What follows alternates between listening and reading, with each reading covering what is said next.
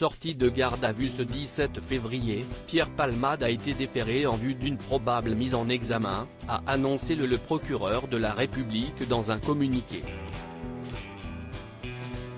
Après 48 heures de garde à vue, on sait finalement ce qui attend Pierre Palmade ces prochains jours.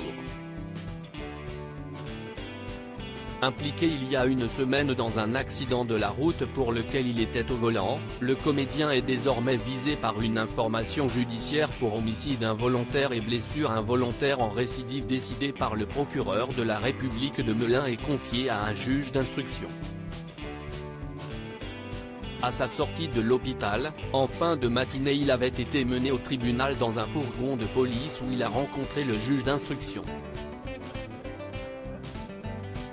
Pierre Palmade a ensuite été présenté au juge des libertés et de la détention qui a requis de le placer en détention provisoire. En fin de matinée, nous avons appris que le comédien est déféré en vue d'une probable mise en examen, a annoncé le procureur de la République dans un communiqué.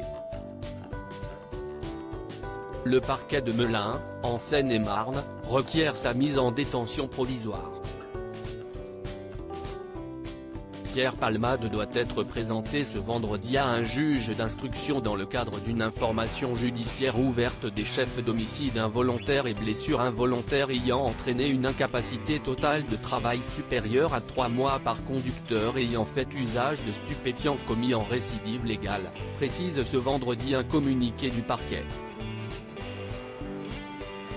Le chef d'homicide involontaire suspendu au résultat de l'expertise dans cet accident au cours duquel 3 personnes, dans le véhicule en face, ont été grièvement blessées le 10 février dernier, une jeune femme enceinte a perdu son bébé de 6 mois et demi. La question demeure de savoir si l'enfant a respiré au moment où il a été mis au monde par césarienne, après l'accident, ou s'il était déjà décédé. Les résultats de l'expertise pratiquée sur le fœtus n'ont pas encore permis de le déterminer.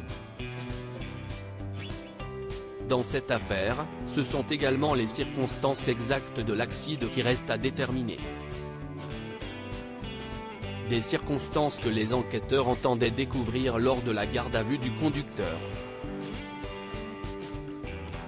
Ses côtes cassées et ses blessures à l'œsophage et autres organes ne l'ont donc pas empêché de subir un interrogatoire, au sein de l'hôpital de Melun, pour lever le mystère sur le déroulé de cet accident. Des circonstances toujours floues au cours de cet interrogatoire, néanmoins, les circonstances du drame ne se sont pas davantage éclaircies.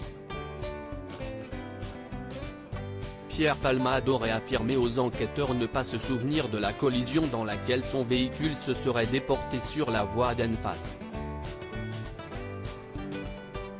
Quant à l'un des hommes qui l'accompagnait, il a déclaré qu'il s'était endormi et n'avait rien vu de la collision mais n'a pas nié avoir pris la fuite par la suite, tout comme le deuxième jeune homme.